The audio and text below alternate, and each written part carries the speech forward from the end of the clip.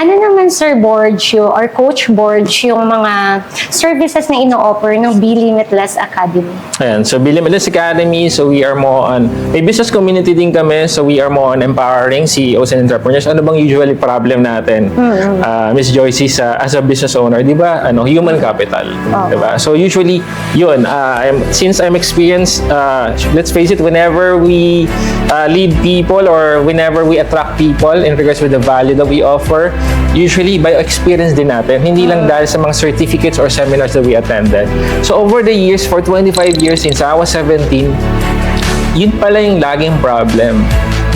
Hindi pa ako nababayaran, volunteer pa lang ako in the church setting for a long time. Alam mo ba, Miss Joyce, nung nag-full-time din ako sa church for 3 years, ang income ko lang nun, 10,000 pesos.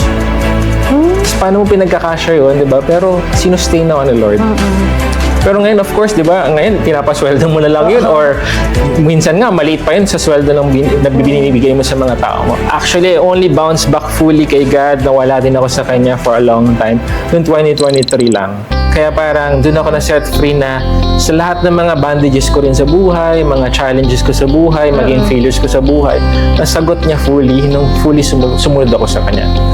And then, lahat ng opportunities, it follows. May mga challenges pa rin, let's face it, wala namang perfect na business owner. Pero, nandun pa rin yung sustenance talaga ni Lord.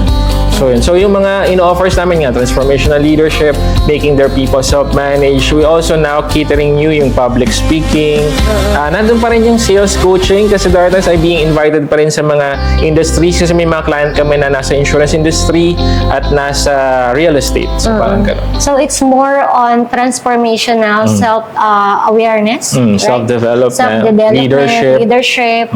So, yun mga ka-Evie, if kayo ay kailangan nyo ng growth, improvement sa sarili nyo, ayan, you can contact Sir Coach Borg.